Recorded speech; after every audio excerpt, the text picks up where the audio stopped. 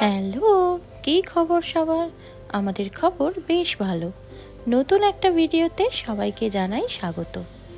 দিনটা ছিল 19শে ফেব্রুয়ারি, আমার জীবনের সব থেকে গুরুত্বপূর্ণ একটা দিন, যেদিন আমি প্রথমবারের জন্য মা হয়েছিলাম। রাইন আমার কোল আলো করে এসেছিল। আজ রাইনের 4র্থ জন্মদিন, আর সেই উদ্দেশ্যেই এই ভিডিওটা বানানো। ব্যাঙ্গালোরে এসে রাইনের জন্মদিন সেলিব্রেশন হবে কি হবে না এই নিয়ে ভীষণ কনফিউশনে ছিলাম। দুটো বাচ্চা, সেটাকে নিয়ে এইরকম একটা অনুষ্ঠান করা সম্ভব হবে কি না সেটা ভেবেই আমরা টেনশনে ছিলাম। মা বাবাও এসেছিল রাইনের জন্মদিন উদ্দেশ্যেই, তাই মনে একটু সাহসও ছিল। তারপর যখন দিদিদের বললাম যে রাইনের জন্মদিন পালন করতে চাই, ওদের কথায় মনে একরাশ সাহস জুটিয়ে দিল। দিদি বলল যে তোরা সব কিছু কর, ওখানে অ্যারেঞ্জমেন্ট, রান্না বান্না খাওয়ানোর দায়িত্ব আমাদের। তারপরে শুরু হলো তোড়জোড় নিমন্ত্রণ পর্ব। কারণ এখানে আমি সবাইকে মোটামুটিভাবে চিনলেও দেবাশিস বেশি চেনে, আর দেবাশিসের সারাদিন থাকে অফিস, তাই কাকে কিভাবে বলা হবে সেটা নিয়ে খুব কনফিউশন হচ্ছিল। মালা ঘুনসি সব দিদি অ্যারেঞ্জ করে এনেছিল, আর সেইগুলো আস্তে আস্তে পরিয়ে দেওয়া হচ্ছিল রাইনকে। সকালবেলা মানে দুপুরবেলা এখানে রাইনকে খেতে বসানো হয়েছিল। সকালবেলা মোটামুটি বাড়ির সবাই মিলে এই অ্যারেঞ্জমেন্টগুলো করা হয়েছিল। মাঝে মধ্যে বেলুন ফোলানো হয়েছিল। তারপর রাইনকে আমি আশীর্বাদ করছিলাম।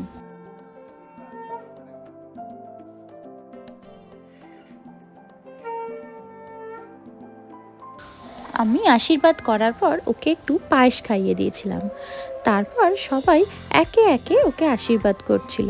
ওর ঠাম্মি, দিনা, দাদা, বাবা সবাই আস্তে আস্তে আশীর্বাদ করছিল। বাড়িতে বড়সড় একটু কাজ হলেই টেনশন একটা থাকেই, কিন্তু খুব অদ্ভুতভাবে সেদিন আমার কোনো টেনশনই হচ্ছিল না।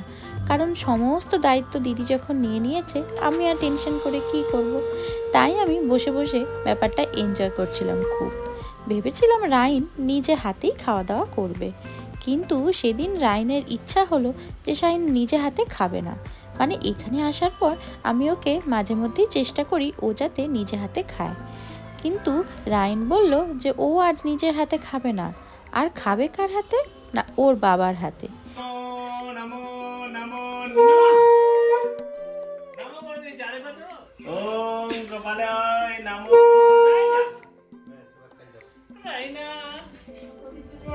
নমো নমো নমো আরতি করে নর হরি কেমন এরকম করে নিয়ে এরকম।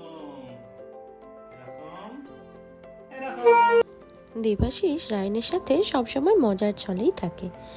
ওকে যখন পায়েস খাওয়ানো হচ্ছিল, ও বলল আমি প্রথমে পায়েস খাবো না, আমি প্রথমে দই খাবো। দেবাশিস তাই করলো। তারপরে ও খেলো পায়েস।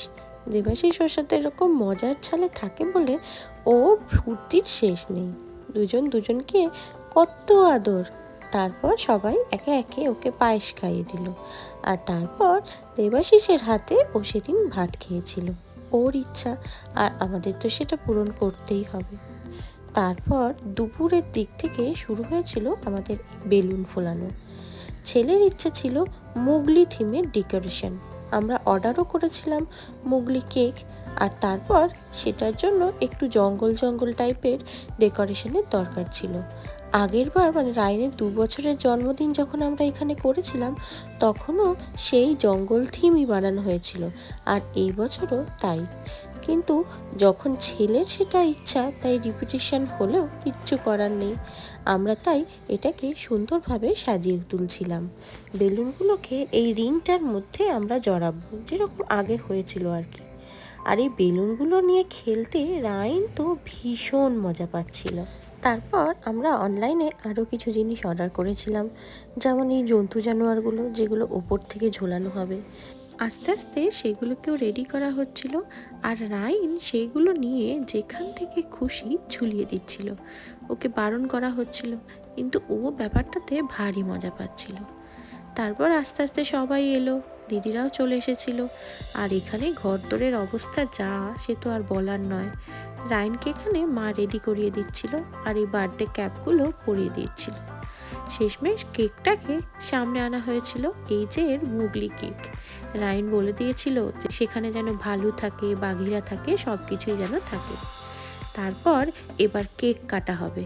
আর ব্যাপারটা এখানে মোটামুটি এইরকম দেখতে লাগছিল। আমাদের সব থেকে ভয়ের যেটা ব্যাপার ছিল সেটা হলো সবাইকে তো বলবো, কিন্তু সবাইকে আমরা কি আদেও জায়গা দিতে পারবো ঠিকঠাক? মানুষজনকে ডেকে এনে তো দাঁড় করিয়ে রাখা যায় না, তাদেরকে তো প্রপারলি বসার জায়গা দিতে হবে। আর সেই জায়গাটায় কুলাবে কিনা সেটাই আমরা ভাবছিলাম। রাইন তো ক্যাপ খুলেই ফেলেছিল, তাই সেটা আবার ওকে পরিয়ে দেওয়া হচ্ছিল। সমস্ত বাচ্চাদের যখন নিয়ে আসা হলো তখন রাইন নিজের থেকেই কেকটা একটু একটু করে খাচ্ছিল, মানে কাটার আগেই।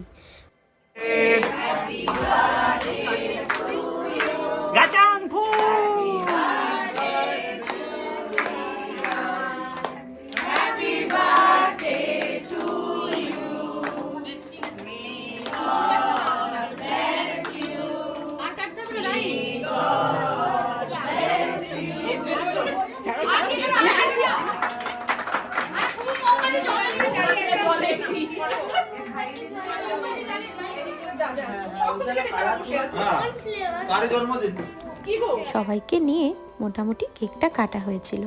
তারপর রাইনকে একটু কেক খাইয়ে দিলাম। সবাইকে তো বসার জায়গা একদমই দিতে পারিনি এই ডাইনিংটাতে।